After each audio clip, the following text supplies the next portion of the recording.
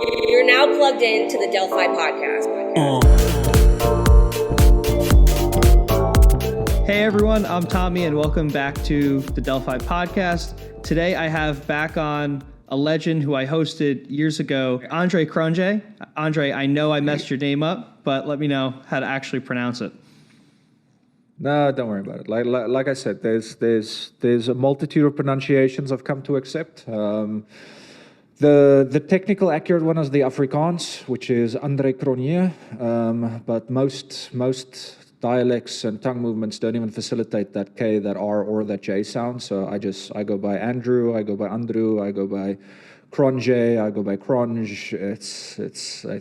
As long as I know it's more or less directed at me, we're good to go. It kind of narrows down your audience, right? And who you're talking to, because you kind of know. It does. Yeah. It normally lets me know, also like what geography am I likely talking to the people to. And if it helps, I've been calling it Delphi digital all this time. So, I only now realize that I've been mispronouncing that my whole life. So, Yeah, we had a couple of early employees who joined who used to run with that, and we tried to cut it, but now there's two different worlds of pronouncing Delphi, so we kind of accept both. So Andre, for those who for some reason don't know you, you really rose to fame quickly in, I guess, 2020 it was, right? I mean, you launched Yearn, you kind of had the birth of yield farming, we'll credit synthetics there a bit. You did Hedgic, Pickle and Yearn cooperation. You did the Power Pool and Yearn ecosystem, a bunch of partnerships around Yearn and Cream, Acropolis, Sushi Swap. And then most recently, you worked on Fantom and multi-chain and Chainlist and a bunch of other things. So you've been around the gambit a lot. And the reason I wanted to bring you on was to discuss your two recent posts, the rise and fall of crypto culture and crypto regulation versus regulated crypto. But I guess before we dive into that, I'd love to look back a little bit on kind of Yearn and your view there. I guess looking back, what was your biggest regret and happiest moment of your time at Yearn? Now the biggest regret one's always an interesting one, because I don't know if it's regrets. There's lots of things I would have done differently in hindsight, but they're not regrets. It's alternative paths. I'd say I'm comfortably regret-free. There's been a lot of tense moments. I remember the V1 to V2 migration. There was one point where if we messed up there, it's like $700 million bricked. Stuff like that. You take a few days to work up the courage, you've tested to the nth degree, you know it works, you've run simulation, you've run network forks, but you still have to kind of just work up the courage to actually do it and deploy it, stuff like that.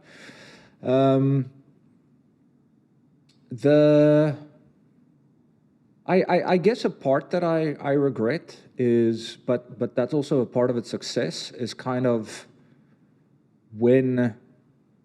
when I lost control of it, if I can call it that, because that left a bad taste in my mouth, but that's also been a very big proponent of its success.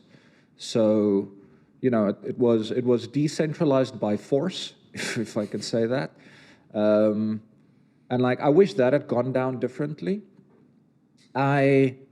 It's not technically Yearn, but I think probably my biggest regret is how test and prod changed from what it was meant to what it ended up symbolizing. I've written this in my bio. I've done it in numerous podcasts as well, where it wasn't meant as a hey, YOLO, do whatever the hell you want. It was meant as a, hey, there be dragons, This is where you need to be cautious now. This is where you need to start being very careful about what you're doing. This is uncharted territory. It came to mean do whatever you want, go crazy, no testing necessary. And that's a little bit of an antithesis. Because, I always felt a personal responsibility towards the funds that are in there. So, and in any of these systems I built, it was always my money in first. And, I wasn't willing to do that unless it was tested, secure, audited, triple checked. So that's definitely a grit. When did you Happy moments? Yeah. When did you feel that you lost control of Yearn? Was it like a binary event, or was it something that happened over time? Oh yeah, that's when the multisig was formed. So I had launched the stuff, and it seems there's a trend with this as well. Because I don't know why, but any kind of bad event or negative event or anything like that seems to happen when you're not online. I have no idea why. There seems to be a connotation. You're not allowed to between sleep this, in this but space. Apparently, never, ever. I guess negative events also happened while I was online, but then you can deal with it. So it's a little bit different. And like most events that occur, the longer they're left unanswered, they quickly spiral out of control in our industry. So I had launched it was the two pool had launched. We had add incentives onto that, and that was gaining crazy TVL. I think at one point there was like $100 million in there. But at that point, I still had direct EOA control of the minting rights of Wi-Fi because I was minting it in my three contracts.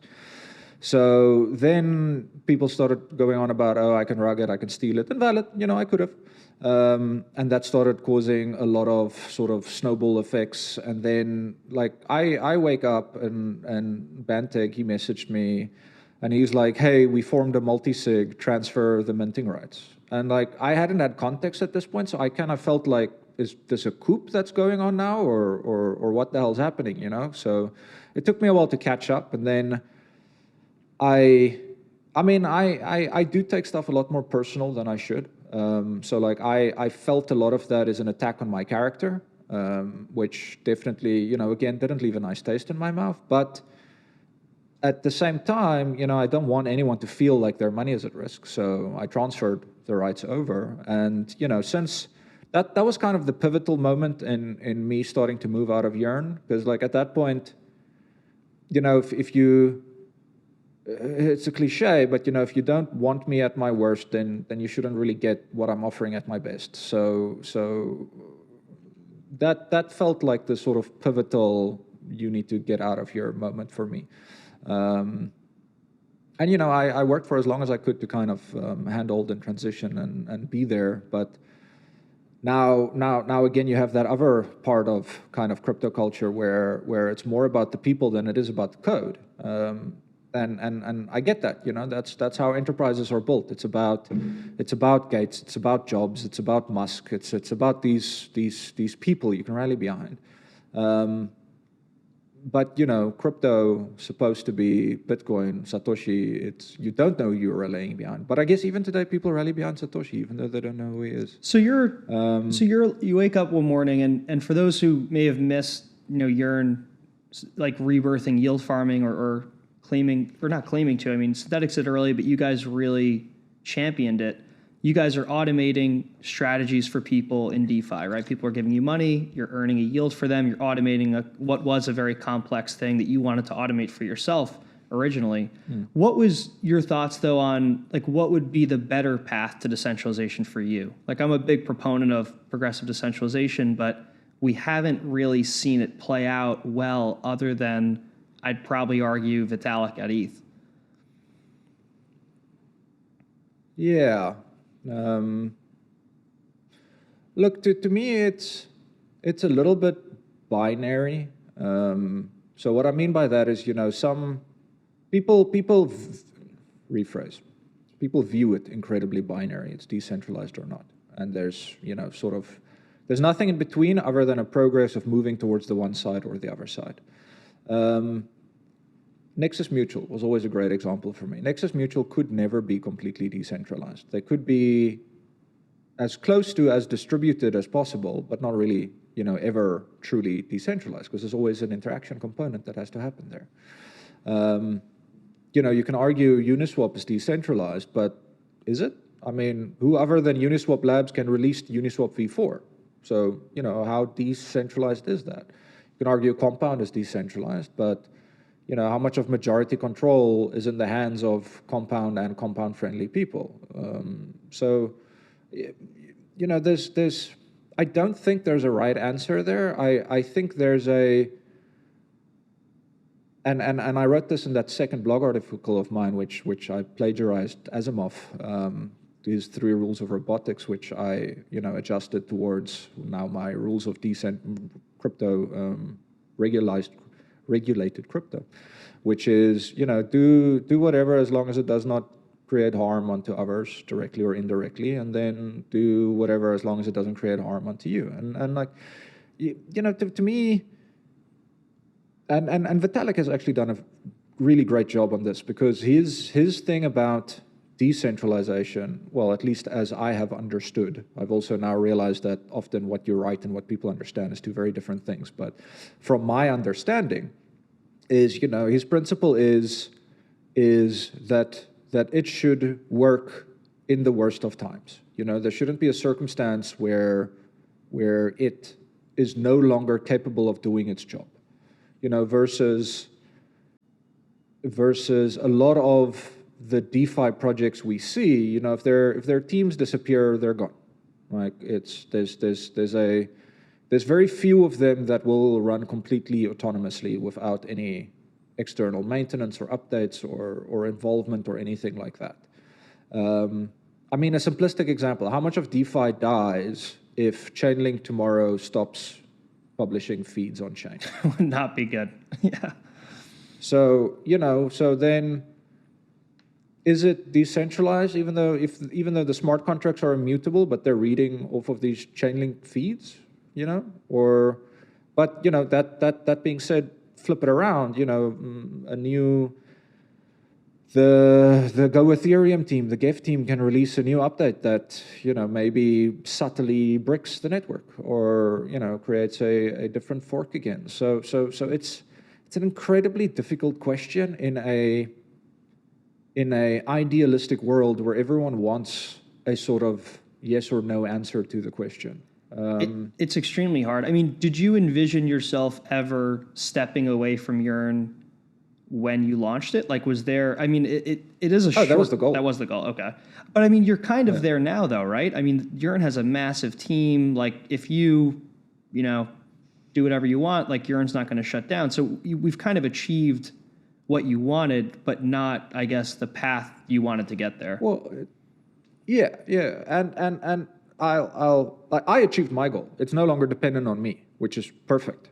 The vision I had for Yearn versus what it is today is not necessarily the same thing. And that's also fine, because, it's currently led by its own people and visionaries. But like, the code has almost become more centralized than it was when I had originally released it. And again, it works for the product. Nothing wrong with that. But I have a much stronger absolutist immutability view when it comes to this stuff. And, it's like what I did with Solidly. And again, that caused a lot of backlash. But like, that was designed as a done box. It had everything that should be in there was in there. It's like you go to buy the car. That's the car. It's done. It's finished. Like, next week there isn't going to be a new feature update that you have to go back to the shop and they're going to re-overhaul the car or whatever. What you have is what you have.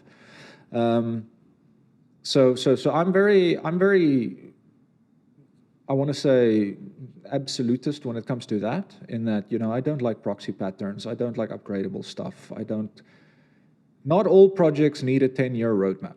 Like, that is a game that is only there for token reasons. It has to be speculative, because the problem is, if there's nothing to speculate on, and it's in the very definition of the word, then people don't get excited. If you know project A is going to make exactly this amount per year, and that's how much is going to go as dividends to the token, you know exactly what that token's worth. It's just your question of, are you going to value it at 5 years, 10 years, 20 years, whatever. But there's nothing for you to speculate on. There's no, what's going to happen next? Something like Tesla, I find, is a perfect example of the speculation game. Because first it's electric vehicles, then it's electric batteries, then it's AI, then it's now it's generalized AI. Now they're coming out with robots. So like, you're making a bet on the speculation. Versus if they were just like, these are the cars we manufacture, here's our production line, this is how much we're going to make a year, this is how much it can statistically increase. Nothing to speculate on. Very boring game to play. So it's a mix of different, I want to say, verticals almost, that are all kind of mixing and mashing together between, like, truly decentralized and speculation doesn't really go hand in hand. Because you know exactly what you have, and that's not really going to change. Somehow Bitcoin managed to have a narrative around that, which I plainly, I don't understand it from a technology side. But that being said, I also don't understand diamonds. I also don't understand gold. Like, these are also things that we have enough supply of that we're artificially limiting in terms of its introduction into the ecosystem, but thereby their value is derived. Same with luxury goods. It's the same story. It's artificial supply and demand control to attach a value differential on there. Anyway, sorry, I'm going off on a wild tangent there, but people want an answer. I don't think there's an answer. There's pretty bloody decentralized, and then there's not really decentralized, and then there's a bunch of varying degrees in between there.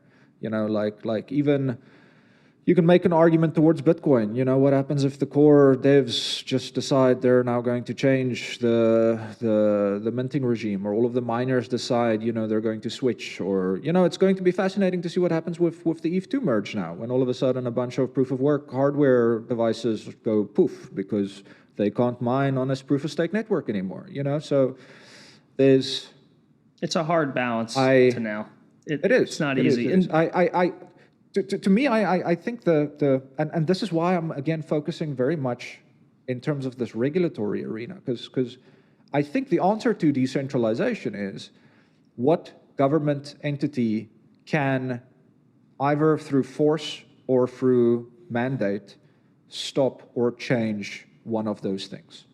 And if they can't, then I think it's on the correct side of the decentralization spectrum. If they can, it's on the wrong side of the decentralization spectrum.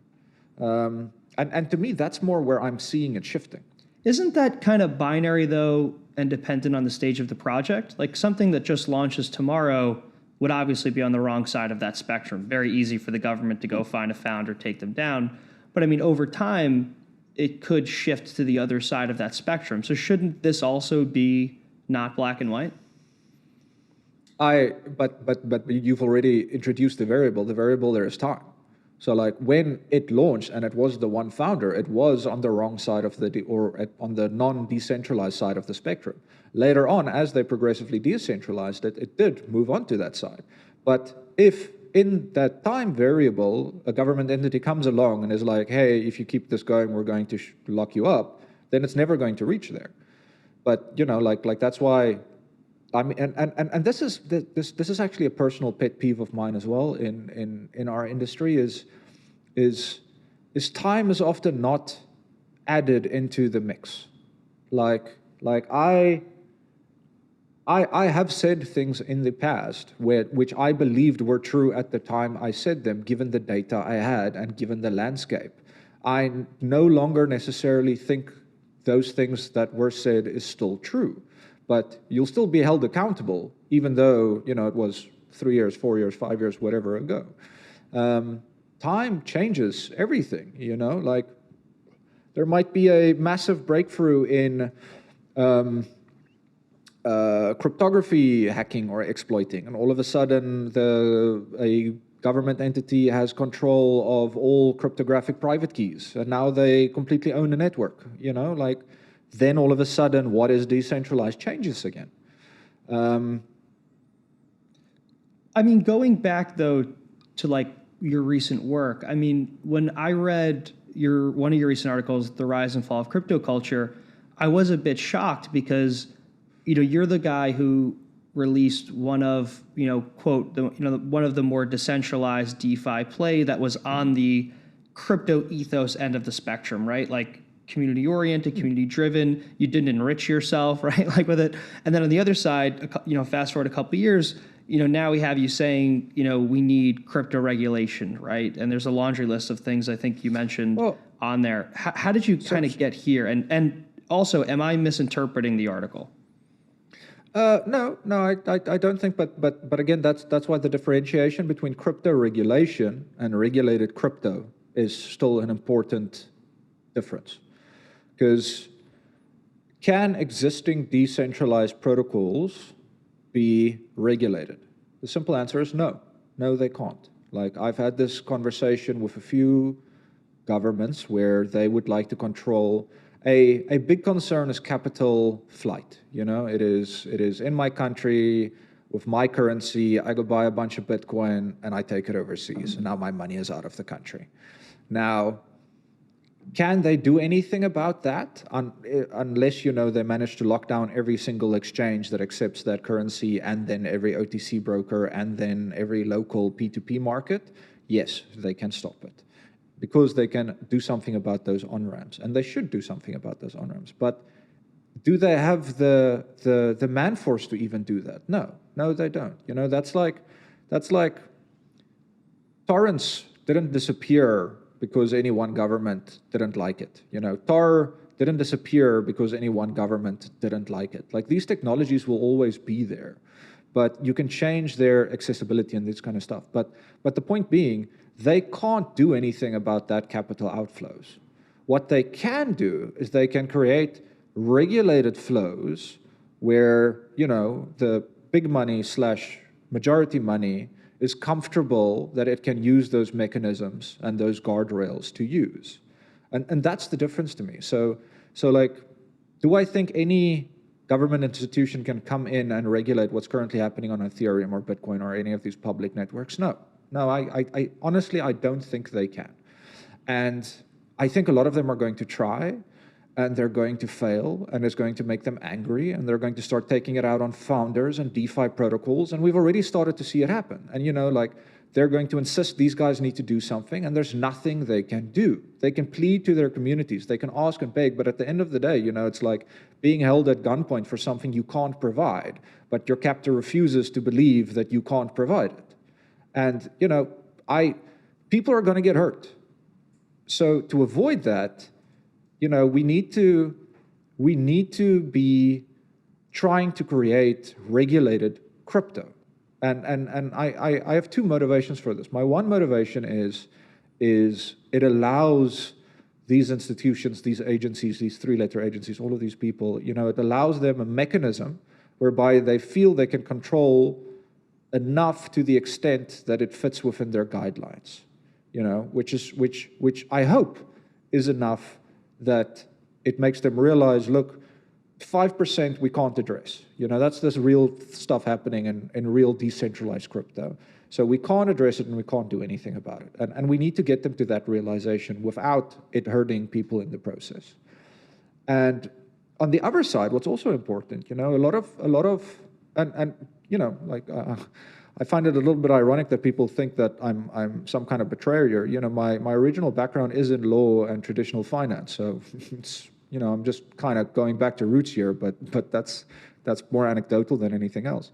But from my background, a lot of the guys I talk to, you know, institutions, retirement funds, pension funds, all of this stuff, all of them want exposure, all of them want access to crypto. But now, number one, they have a bunch of fiat, and they're like, okay, but now where do I take it? You know, who's a regulated broker that I can trust? And then who's a regulated OTC desk that we can do a trade with? And then if I have that, you know, on what exchange should I be doing that? And which one am I allowed to put my funds on? And which one is, you know, insured or the right security protocols or has the right compliance legislation? And then if I have that, how am I supposed to do custody on this? You know, like can I do it internal? Should I do it external? If I do it external, what's the compliance guidelines around it? What kind of certification exists for it? Like, if it is stored, what's the backup and retention periods and these kinds of things? So, and then even if you skip all of those technological problems and all of those theoretical problems and you get to they finally have it, then they're still not sure, are they even allowed to have it? Is it income tax if they have it? Is it capital gains if they have it? What was the taxable events that occurred during those times? So they can't gain access to crypto. Crypto is literally blocked from these people. And I know there's this sort of global ethos / belief system that, you know, everyone will learn how to use crypto. But that to me is like when you turn 18, They give you unlimited access to heroin, and they tell you it's for you to make sure you don't overdose. We're not going to watch you. We're not going to put any limits on you. Here's as much drugs as you want. Go crazy. So, I mean, most Andre, of the population is going to OD. No, I agree. I mean, there's two paths here. There's a regulatory side and then the TradFi capital flow side. Let's start on the regulatory side. Why though are you so afraid of governments' their inability to currently enforce, I guess, good regulations? Like why so scared? Why the need to, quote, cater to them and provide avenues for them to more strictly enforce crypto regulations, right? Like why that move as a first principle? Because who's the person they target?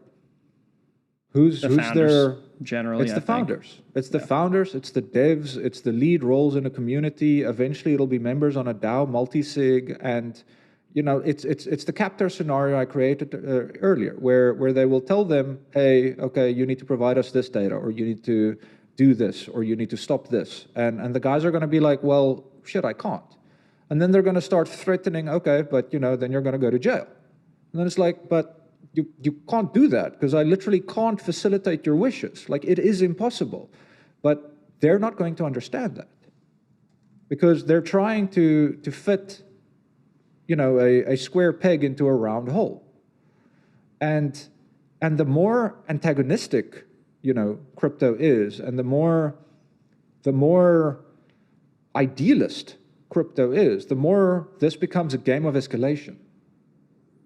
So I actually think I understand why you said what you write and what people understand is wrong, because I think I'm currently going through that right now. You're not calling for more regulation for more regulation. You're calling for like semi-progressive regulation to protect the founders so that we can actually have people build things without getting caught in a situation where they have to provide something that they can't. And that is where we are at now. The founders in their given jurisdiction are receiving letters from these agencies, and it is scaring the crap out of these guys because they don't know what they can do, and they don't have access to millions of dollars of legal teams and these kinds of things, and like they don't even know how to speak this agency language or whatever the hell you want to call it, and like it's that whatever you say will and can be used against you in a court of law, and they do. And it's like 90% of what I've been fighting with for like a little bit over the last year is making these guys understand that what they're trying to do, they can't do. But I would like to propose to them a way that they can do it while not hurting the stuff they can't do anything about. Got it. So let's fast forward. Let's say you sat down in a room with regulators, let's just say the US, I guess, for context here, and you proposed something, you worked with them, and everything went through. What would that look like for a founder? Like, I understand on one side they would be, protected from, random lawsuits and not having legal fees to protect themselves, and they can build and stuff like that. But what are the downsides that they would have to comply with, right? Would they need KYC AML for everybody buying their token initially, or what would this all look like? So now it depends on where you want to play. If you want to, you can still, like I called it, go into the Badlands. And also, the Badlands, by the way, is one of my favorite TV series. So I'm not sure why people thought it's a great show. I love it. That's why that wasn't a bad reference in my name. That was just No, to it explain that it has a different natural law, if I can call it that. The Badlands regulated itself. It wasn't an external entity that could say anything about it. Like when you walked out of the walls, then it was the rules of the land. It's that simplistic. But to answer your question, it's a founder in that future has two options. He has the option of, hey, if my OPSEC is on point and I can do this anonymously, then he does exactly what he's used to doing.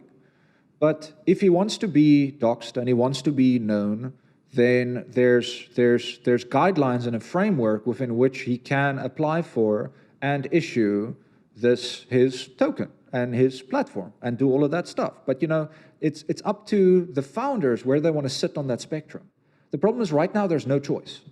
I mean, the only choice right now is pretty much 100% OPSEC, go anonymous, make sure you never get doxxed, and then good luck.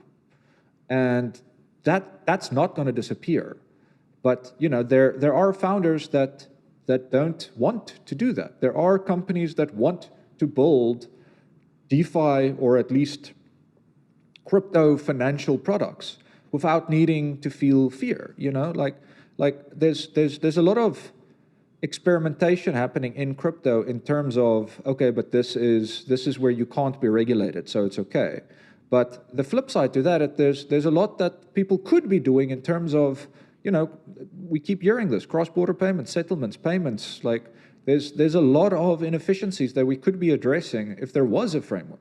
And if there was a framework, the founders that do want to build companies around that stuff, they have the mechanisms in which they can do that, and they can feel safe about doing that. But right now, they don't have that. So like, how much of innovation is currently being stopped because founders are scared of getting into the space, because the only way they can get into the space is 100% OPSEC and being super anonymous. Is it a slippery slope, though? Are we just recreating the IPO, like recreating the traditional kind of Wall Street structure here? I mean, how do we achieve what you want without recreating exactly where we were? And I know this is an ironic question because I think you mentioned that we frequently just recreate everything. But how is what we've created different, right? So let's look at an IPO. An IPO is a simplistic rule. You have to be an accredited investor to be able to do anything on these platforms. So if you want to participate in an IPO, accredited investor, and then you can trade on those exchanges.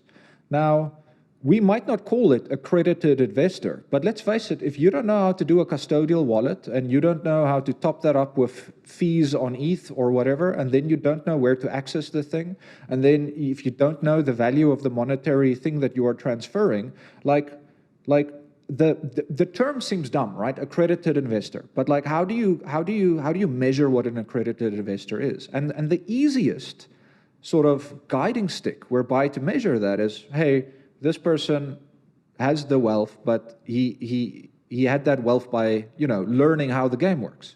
Like, it's the same as having like a financial advisor accreditation or any of this stuff. And like, nothing prohibits someone from going to take those exams and then participating. And it's the same in crypto, anyone can participate. And that's where I want to get to. I want to get to anyone that is willing to do that learning curve work. Anyone that is willing to go through that exercise to learn how to do it, by all means do it. But there's a world of other people out there which, they're terrified of having self-custody. They are terrified of needing to understand how our wallet works. They're terrified of the fact that when they do a transfer, it's gone, it's done. There's nothing they can do to recoup that. Like these things scare a lot of people. And for them, they should also be able to participate, no? And I mean, but they participate via things like pension funds. They participate via retirement annuities, They don't participate as accredited ICO investor. Because an accredited ICO investor is someone that understands, at minimum, MetaMask, e-fees, transfer, contract interaction, Etherscan. I mean, an accredited investor on an IPO, though, is very different from, I think, someone in crypto putting their work and time in to earn tokens, though, right? I mean, IPO, people that have access to pre-IPOs, I mean, the retail investors that end up buying it at multiples and years later, right? In crypto, you can get involved early, put your work and time in, earn tokens, and run from that. I mean, the barrier is very, very different, right? If you're talking about it at scale, no, it's not. Like sure, there's smaller opportunities, but nothing prohibits a company right now, today, in the traditional world, from creating a loyalty program. So Coca-Cola today could be like, hey, we're gonna have a loyalty program. If you keep buying Coca-Cola, for every $100 you spend, you are going to get a Coca-Cola loyalty point.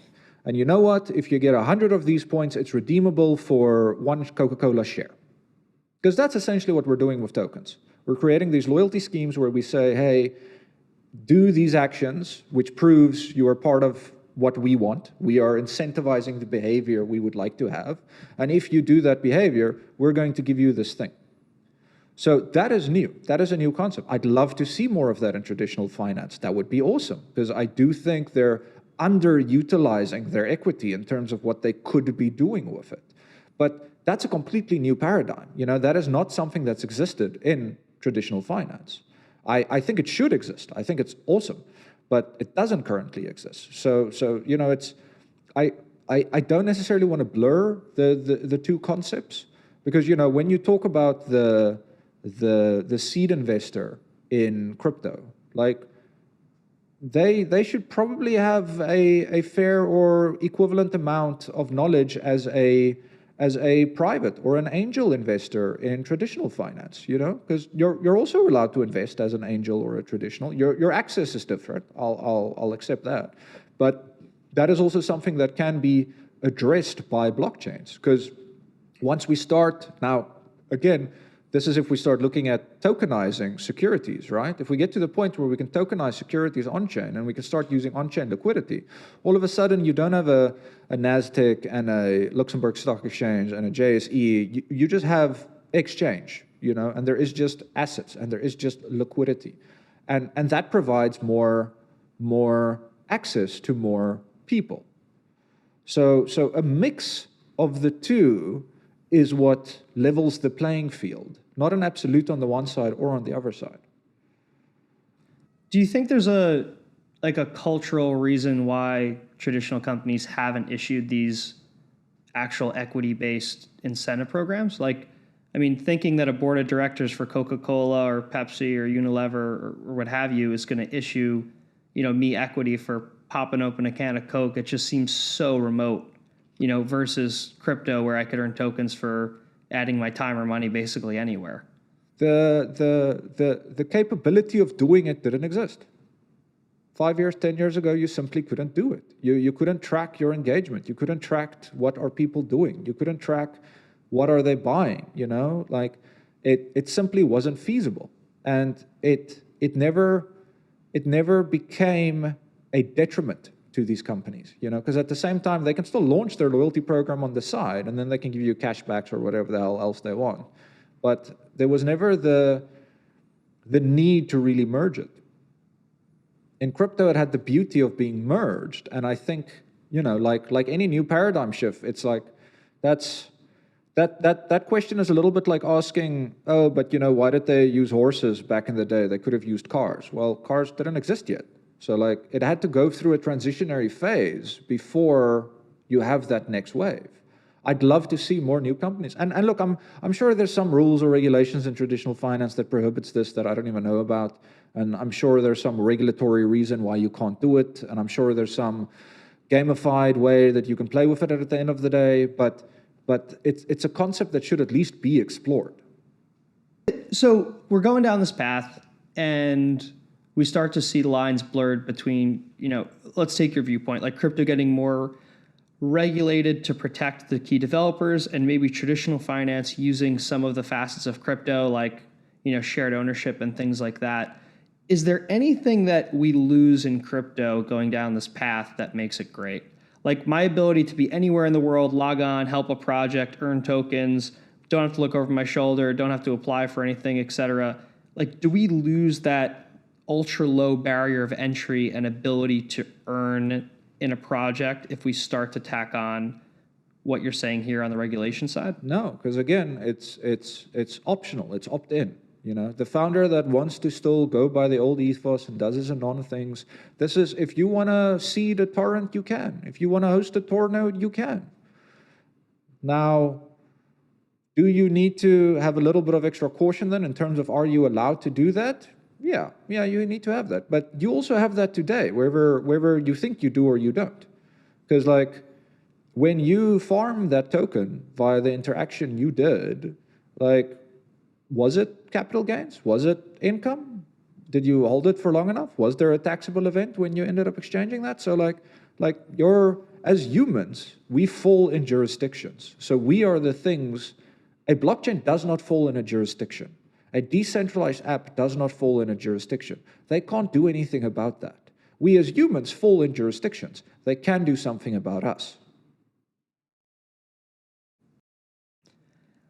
We definitely do. So I understand your point on wanting to protect developers, wanting to allow them to have a space where they can build and not have to be under threat of, violence or overregulation with things they either can't comply with or don't know how to. I'm just wondering if the government, especially in the US, will ever create that perfect balance, right? It seems to me like they'll either totally overshoot it and overregulate or kind of miss the mark completely. I'm wondering how we kind of achieve that perfect balance in practice. Well, we have to try to actually do it. The problem is if your mindset is they're either going to overshoot it or not be able to implement it, and we don't try, then we've already failed. I'm saying what I'm seeing predominantly from crypto is this belief that it's going to be a fuck up, so let's not even try. I'm trying to say we should at least be trying, because if we're not trying, we are, it's the old quote, you miss 100% of the shots you don't take. I think I would agree. I mean, I think the space is trying. I mean, like Delphi itself, like we submitted comments on the recent regulations that are going out there. Coinbase did, Consensus did, a lot did. It just seems like it's, as a less sexy area that people really don't want to get involved with. Yeah. People are talking, but what I'm seeing a lot is, and this is not the rule, but what I'm seeing a lot is I'm seeing a lot of lawmakers bring out a law or try to, and then sort of crypto as a whole starts shouting at them and telling them everything they're doing wrong, instead of trying to explain to them how to change that instead of maybe trying to understand what they want to accomplish and then trying to explain to them, look, you can do this under these conditions. This is how you arrive at that conclusion. Unfortunately, you won't be able to do it in these conditions under these stipulations, and you need to understand that, and we need to explain to them why. But it's the same as the ethos I have in a lot of the companies I work in. You can disagree with absolutely anything if you can propose an alternative, but don't just disagree. Yeah, no, I think you're right. I mean, everybody's first reaction is to go on Twitter or call someone up and start yelling, right? I mean, the cleanest way that I've seen it done is actually, the most recent regulations that came out. I mean, the request for comment period was great. Like most major companies in crypto, put their legal minds together and they submitted well thought out comments. I mean, and we obviously open sourced ours and others have too. But I think that was the cleanest way, but that isn't totally accessible to the normal crypto participant, to your point. Like, I don't think they're going to read all of that and understand it from a legal or impact perspective. I think they'd rather just tweet and yell. But shouldn't they? They absolutely should. If they want their rights of self-sovereign and being able to have access to all of these things and being able to invest in whatever they want, doesn't that come with responsibility? Oh, it absolutely does. But to me, I don't think most people will get involved. I mean, it's just voter turnout numbers. The same argument could be made from me using a DeFi project and not understanding the code. I don't care. I just want it to work, right? But it's not a good reason for me to use it. I should take an actual view and actually have an understanding of it. So let's say that DeFi protocol you use gets exploited and lose all of the money. Whose fault is it? Are you at blame for losing your funds, or are they to blame for losing the funds?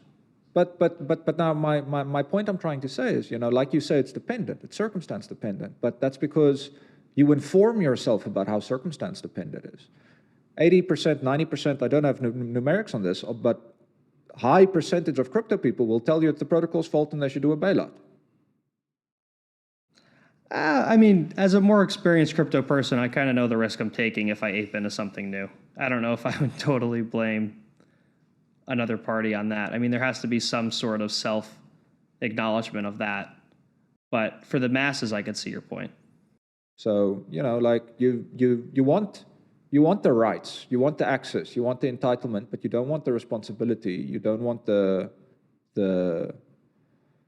overhead that comes with that. And that's where a lot of it's at. What would be your advice to crypto masses, retail, to get involved on the regulatory side in a constructive fashion? Like, what would be the path there to really take an earnest and authentic approach to helping to advance the space? So from my side, what I'm spending a lot of my time and energy on currently is trying to explain to the guys, it's trying to understand what they would like to accomplish, and then it is explaining to them, where those lines are. So what can you do to accomplish that? What can't you do to accomplish that? What, if you do it, will just cause friction and cause harm? It's for the masses to get involved. I think it's definitely a lot around what's the word I'm looking for? Self-inflicted, I guess, regulation. It's like it's being willing to say, hey, these are the parts I'm okay with being regulated. These are the parts I'm not okay with being regulated. And why? Because a simple thing, right? In your tax jurisdiction, go to your tax authority and declare. Now that alone is something that would get outrage if I were to say that in Twitter or on Medium or something like that. But that at least is trying to show compliance. It's trying to show willingness. And I'm worried we're not even close to showing that willingness. Willingness, sorry, to confirm, to pay taxes or to engage. What would they declare? To communicate. To engage, gotcha. To go, hey, here's my stuff. You haven't created a way for me to be able to work with you. How do I work with you? Instead of, no, don't look at my stuff. I'm going to hide it. I think we need an Andre lobbying DAO.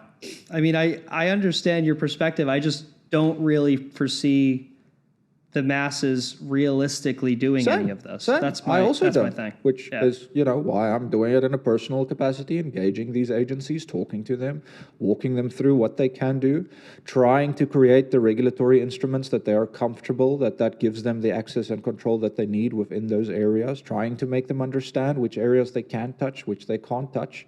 And, I'm trying to recruit people across the world to do it in their jurisdiction and their territories.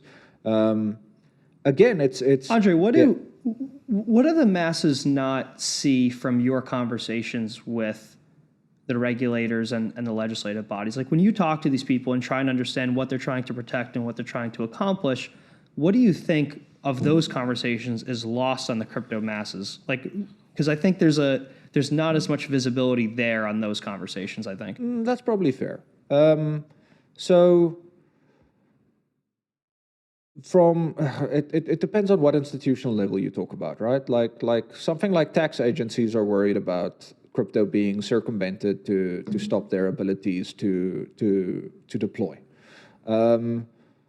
Now you can argue, well, kind of screw them. They don't deserve it, so they need to work with less and do a better job. And I agree with part of that. But the other part is, like how, for the ones that do wish to comply, how can they comply? That's why again, all of the stuff lies a little bit on a spectrum. Like if you talk about like treasuries and central banks, they're worried about capital flight, and they're worried about money laundering and these kinds of things. So how can the people that want to be regulated stay in those lines, and how can they understand the lines that aren't? In terms of security issuance and agencies like that, their thing is trying to naively protect people.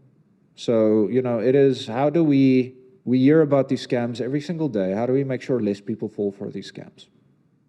So it's And look, depending on who you talk to, like this is all human-driven stuff. Like within one of these agencies, I'll talk to one guy and he'll be really sincere about trying to protect, and then you talk to another guy, and his obsession is like with punishing the people who are issuing these tokens and stuff. So it's all over the spectrum. To me, my primary thing right now, right, is access, and that access is pension funds, retirement funds. It is the people that really could use, this uptick, these DeFi yields, the token appreciation, all of these things. But there's not a single pension fund in the world that's deployed into crypto. Why? Because how do they do custody? Where do they do OTC? If they have it, are they allowed to? If they keep it and they take profit on it, under what tax does that fall? So it's not about, and this is where I think a big differentiation in our conversation is coming in that it's not about stopping anyone from doing anything they're currently doing. It's about allowing others that would like to, but are scared to understand, hey, you can come do it. This is how you do it. They can't do that right now. But, I mean, some can, though. I mean, pension funds have invested in crypto funds. Pension funds could take stakes in GBTC. They can go on Coinbase and buy Bitcoin. Like, the barriers aren't insurmountable today.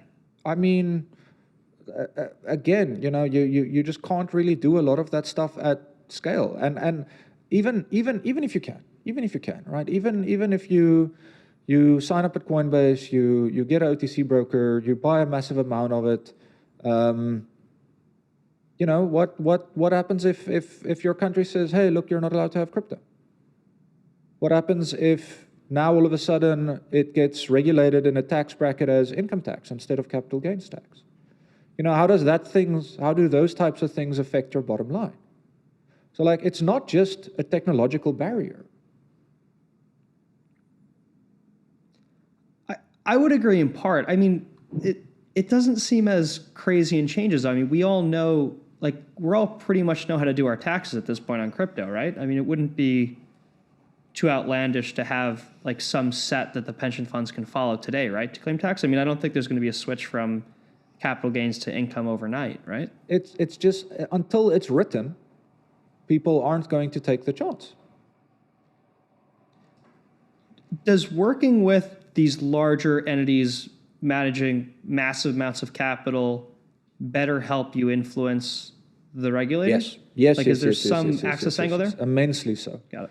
Because they're the ones that end up, they want access. Like, everyone I talk to wants access. And even if I can get them beyond the technological hurdles, it becomes but are we really allowed to, and can we, and what if they do this, what if they do that? So it's all about, hey, this is what you want, this is how you get it, this is what we need to be talking to the guys about. So the two go hand in hand, there's no doubts about it. And like solving a lot of the technological issues the guys have stops a lot of the but, and if, and blah, blah, blah, because now they can onboard it. And now the only thing that's preventing them from onboarding it is what exactly is the rules in terms of it. And once you solve that last part, then it becomes easy. What do you think your chances of success are over the next couple of years? Like, I am so happy that you're engaging with regulators and legislators, and I think others should too, but what is, I mean, it's hard to define a success metric because it's so fluid and it's such a gray area. The one thing I can say is I have been having these same conversations for the last 4 years. And 4 years ago, these guys wouldn't even entertain a conversation. 3 years ago, they would want to do a phone call and then nothing would really happen from that. 2 years ago, they started creating their own little experimental units with like a few kids they hired just out of college to play around with the stuff, but not doing much. This year, it's happening at a board and an executive level that the guys are talking and asking about it. But even now, we're at 40% of the guys are excited and 60% of the guys are against it. But, it's been 0, 5%, 20%, 40%, 60%.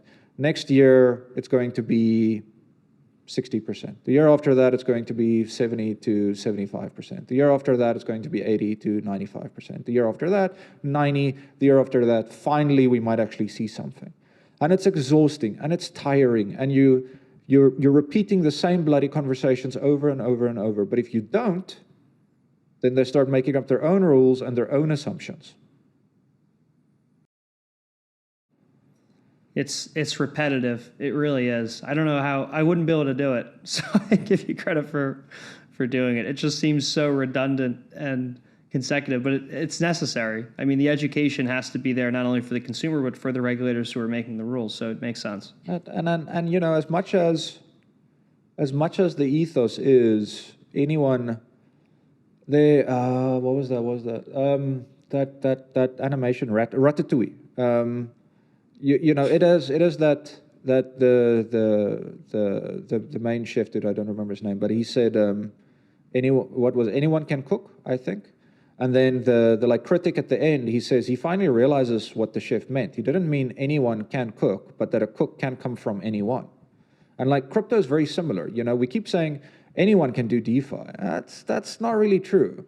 But people that have the capacity to teach themselves and get access to DeFi will get access of DeFi. But that's just another way of exclusivism. I don't even know what the word is. That's no different than, hey, you have to be an accredited investor. I mean, you can become an accredited investor if you really put your time, effort, and money and mind and whatever to it. Just like you can get involved in DeFi if you really put your time, energy, and mind to it.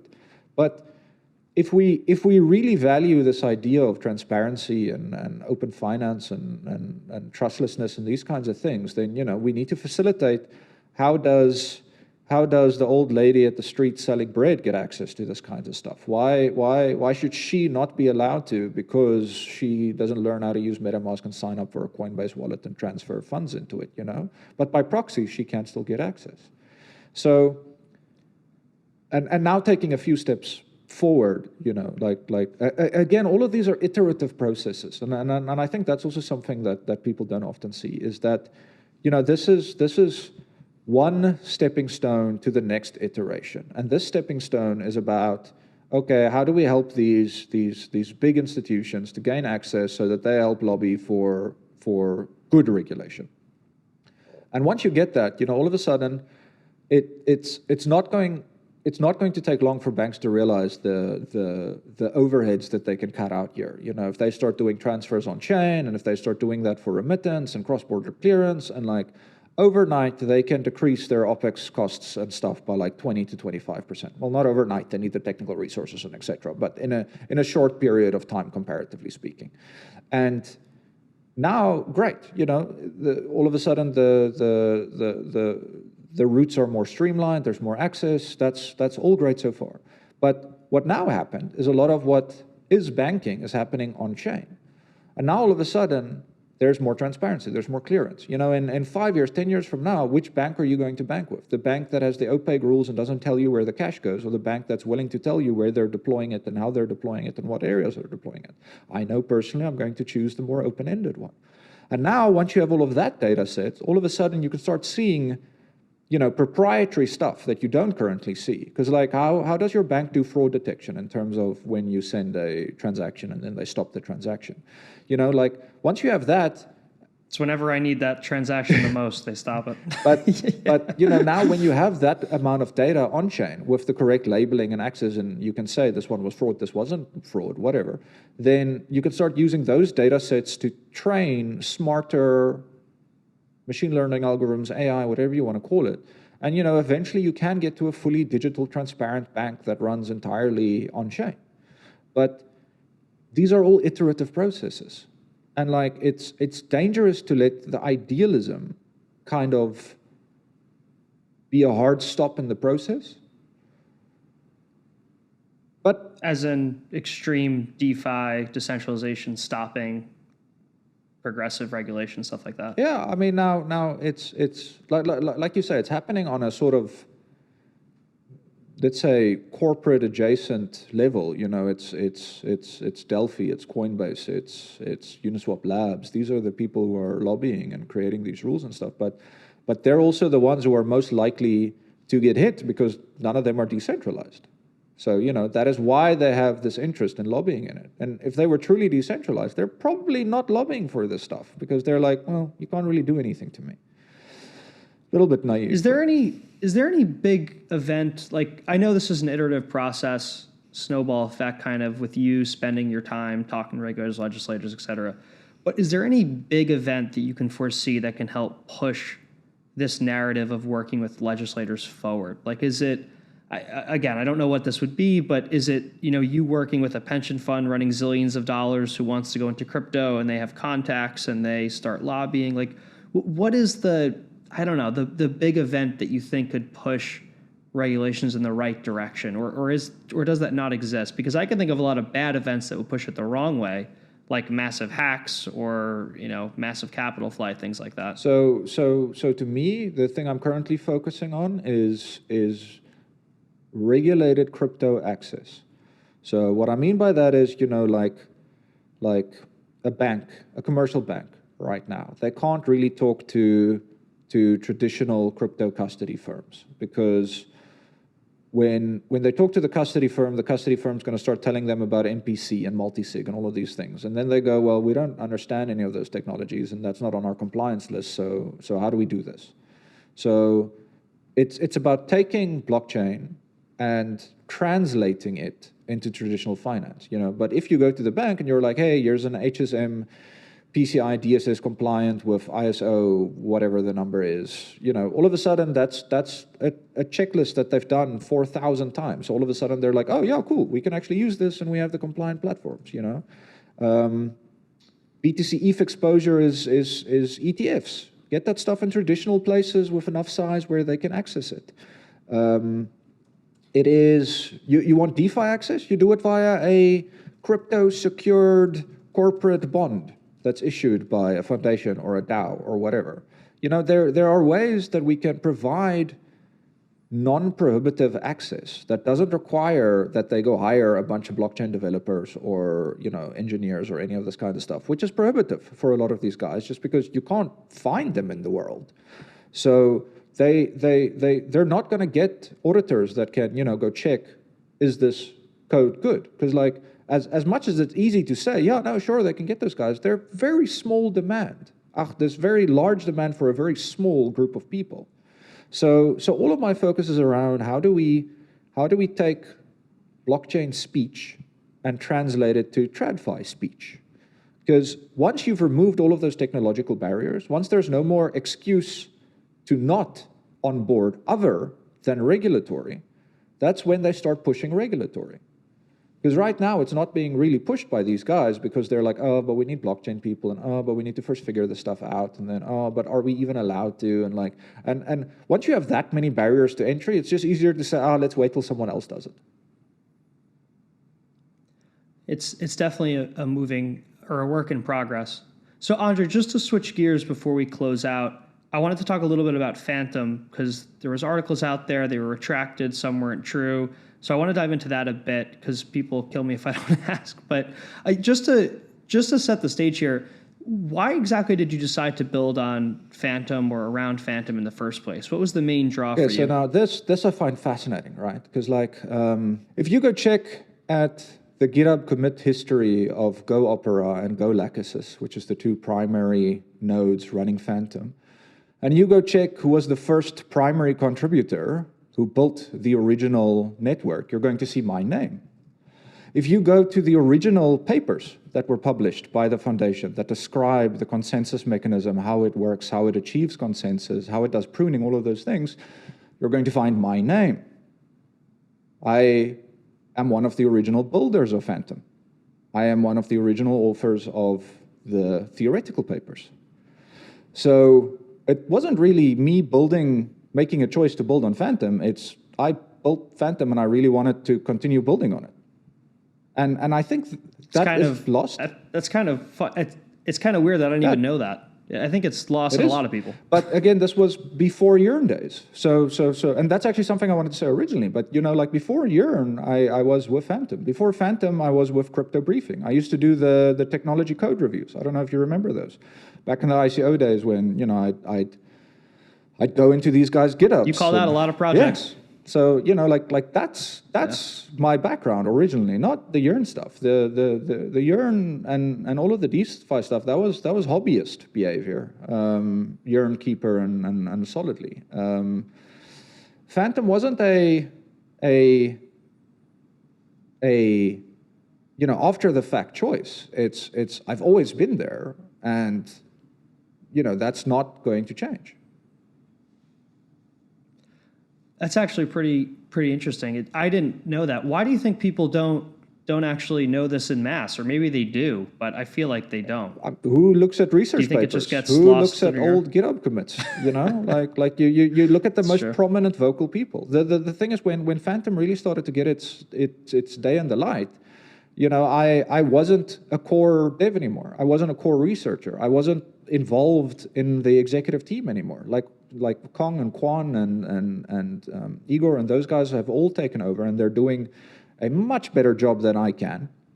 And its current success is to them, but its origination is to me.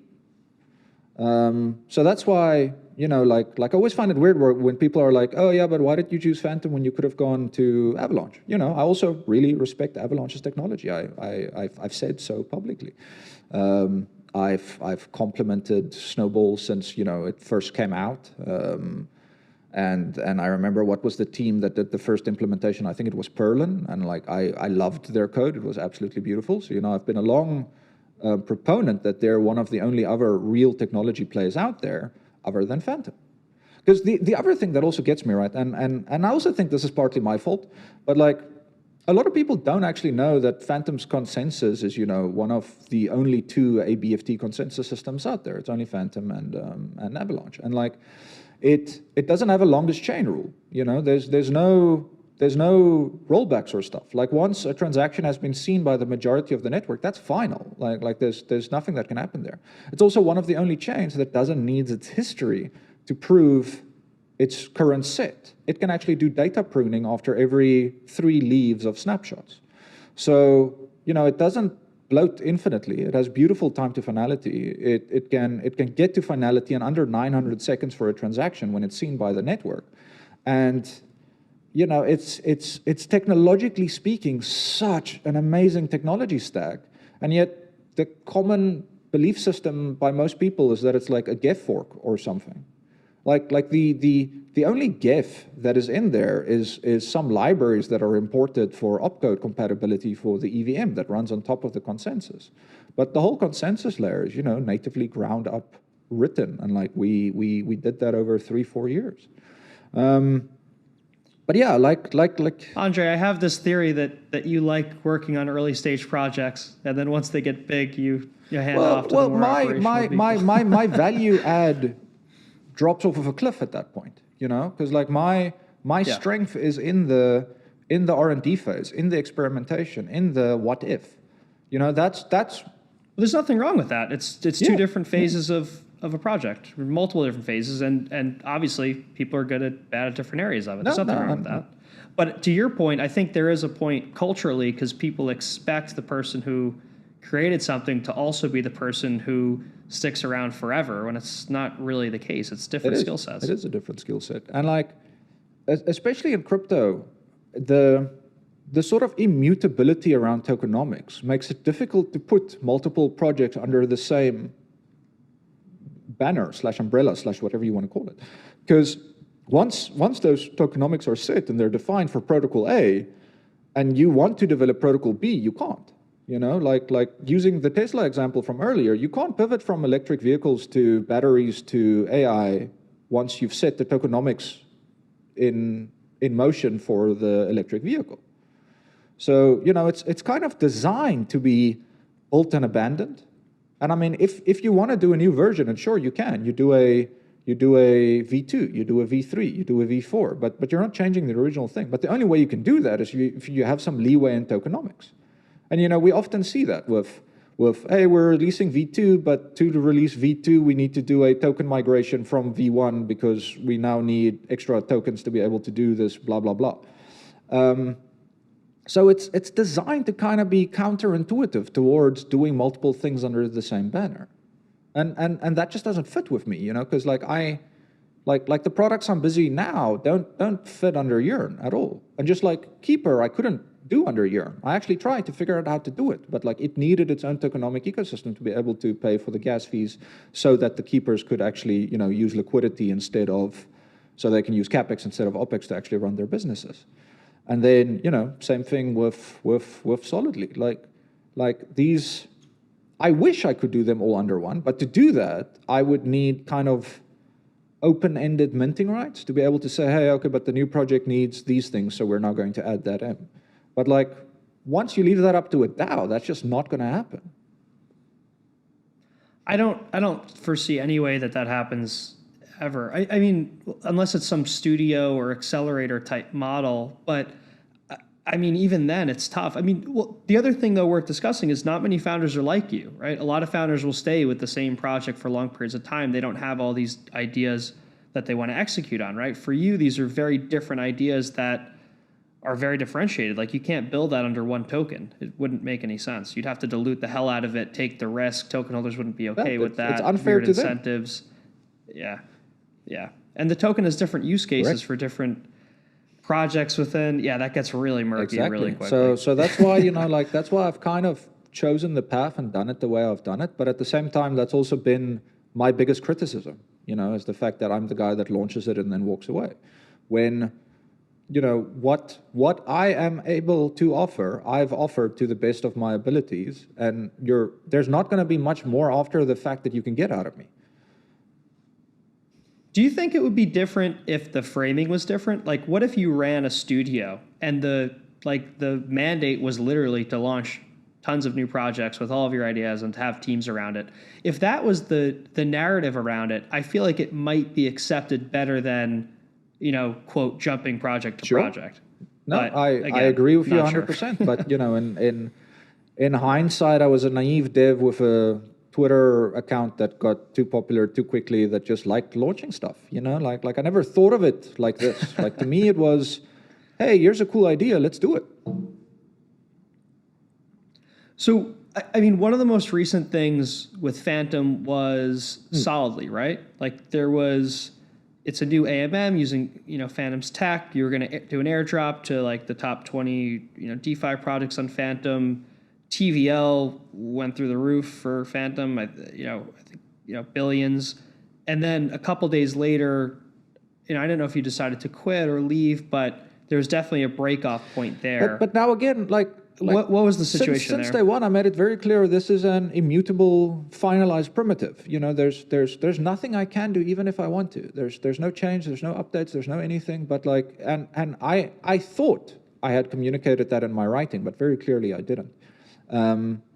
So I since the day I deployed it on Fantom, I was done with it. Like there was nothing I could do anymore. 2 weeks later, the emissions would start, but it didn't need interaction from me. It didn't need any kickoff. There was nothing I needed to do further. So I was already done with it about a month before everyone thought I had actually left it. The only really thing that happened is I left my Twitter and stuff just because I couldn't take the I don't want to say toxicity, just the really ridiculously mean things some people are willing to tell another human being that honestly sometimes I wonder how are they willing to even utter that phrase out of their consciousness. But and that stuff was eating away at me, man. So I was just I'm done with that stuff. But I think it all coincided very badly. And if I can redo it, I definitely would redo the sequence of events because, in people's minds, they saw, oh, the token just went live, right? And to most people, when the token's live, the protocol's live. Not the fact that it was actually, 2 weeks earlier that it went live, but there was no token back then, so then no one cares. Then I disappear off of Twitter. And, I've Solidly was supposed to be my capstone. That is just a immutable, primitive, with a bunch of gorgeous tech in it, like that the V NFTs, the little distribution mechanic, and how it ties into voting, and that curve. That curve was really bloody difficult to write. Like that was mathematics that when I started tackling it was beyond my skills, and it's one of the things I'm actually really bloody proud of. And yeah, I think it was just a sequence of events of how it happened that I would definitely change, but I wouldn't change the events, if that makes sense. It's just the timing of them that happened wrong and caused people to respond the way they did. Again, though, do you think it's more of a, like, on the presentation side? Like, instead of, hey, I'm leaving on one side, on the other side you have, hey guys, this is immutable, it's meant to last 1,000 years, you don't need me, this runs autonomously. Like, I just feel like it may be also in the presentation a bit. 100% willing to accept that. Like I've said, I often, what I think I write and what people read, I have realized are two very different things. Now, I 100% accept my shortcomings there, and I don't really know how to address it. It's not like I'm going to get a personal PR agent or something, like in my own personal capacity. It's like...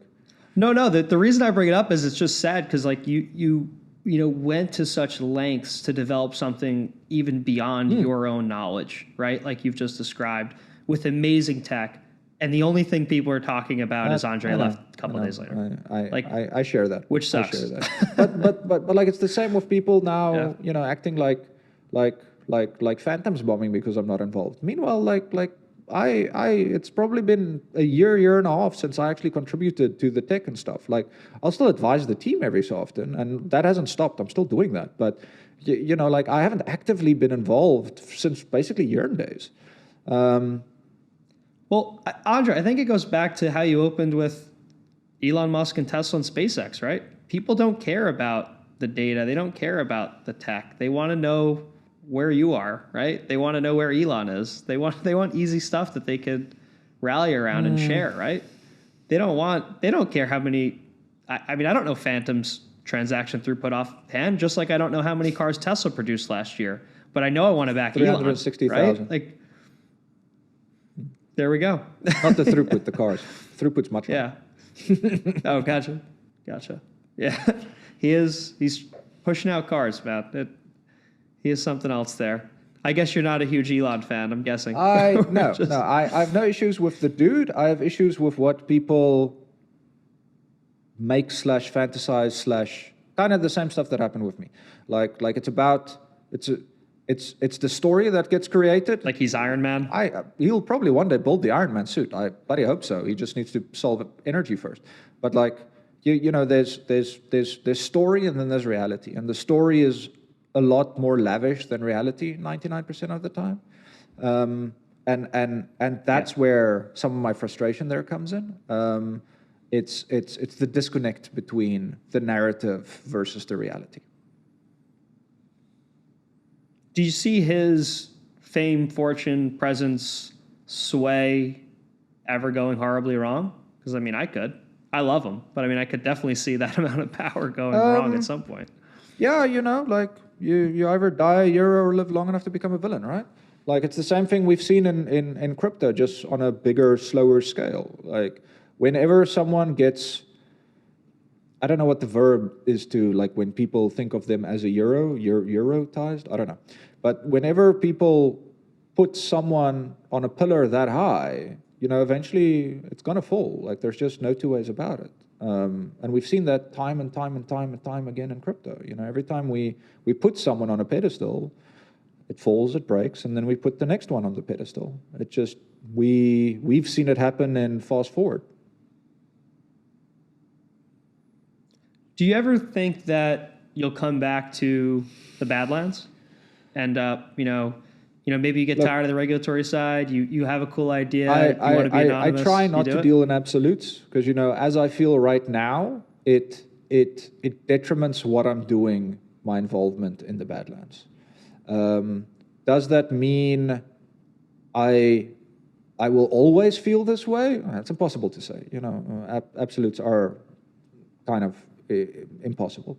So all I can answer is in the current scope of the conversation, no, I don't see myself hitting back there. I do envision myself in the future, when the rails exist, building regulated crypto projects in DeFi, but not in the current iteration. That makes a lot of sense. Do you think that you could do the reverse? Do you think that if you were to build these regulated DeFi entities, that would usher in the change or progressive change that you'd like? Or do you think that you have to wait for that regulated crypto first? I simply do not have enough sway with these entities and agencies and people. If, plainly speaking, if it was to use Musk again, if it was Elon that now decided he's going to build regulatory DeFi things, and then people would listen and they'd be like, oh, okay, maybe this is a good template. If I do it, people don't really care at all. Like other than a small little subset of crypto, and then a small little subset of DeFi, and then a small little subset of crypto Twitter, no one has any clue who I am. And so I just don't have that political and or regulatory sway / weight behind what I really do outside of our circle. I'm trying to build that up. I'm trying to get there. I'm trying to establish myself to the point where people start taking me serious and actually listening. But that in itself is a process. And it's an incredibly slow process in the real world. It frustrates me sometimes. It's weird, like after 5, just nothing happens. Weekends, I get so bored. Like weekends I spend building theoretical DeFi protocols just because there's nothing happening. There's no emails, there's no responses, there's nothing, and it frustrates me. But that's the traditional world. That's how it goes. So that's been an interesting adjustment. Andre, you need an anonymous broadcast only Twitter, or not broadcast only, but tweet only, no reply, where you could just tweet out your crazy ideas and see if people. Yeah, look, I actually have 2 new ones that I really hope will one day see the light. Both of them can work as regulated crypto products, so we'll get there. But it's gonna be a slog, and like it's also people. Those articles weren't meant for crypto Twitter. Those articles weren't meant for DeFi people. Those articles were meant for the guys I'm talking to now. They were my peg in the ground to say, hey, I see you, I understand, I want to help. And it has been very positively received by those audiences. Yeah, it definitely, that's good to hear. And it's good to hear that the audience it was meant for, because people will take them out of context. What you say and what someone else hears is always 2 different things. The rule to communication is understanding that. Andre, it's really awesome to have you on. I really appreciate you taking the time. You inspired me originally with Yearn, as you know. I loved our first conversation, and I really enjoyed having you on to not clear up your articles, but to explain their focus and to explain the audience and to explain what you're trying to achieve and why you're trying to achieve it. So thanks, I really appreciate you coming and likewise, it's always a good chat. Sorry, I know you had a bunch of other things you also wanted to get through. Next time, just tell me I'm rambling too much and I need to shut up and move on to a topic. I won't take offense to it. The rambling is where the juice is. I love it. Well, I'm glad you want to come back on. Andre, thank you again.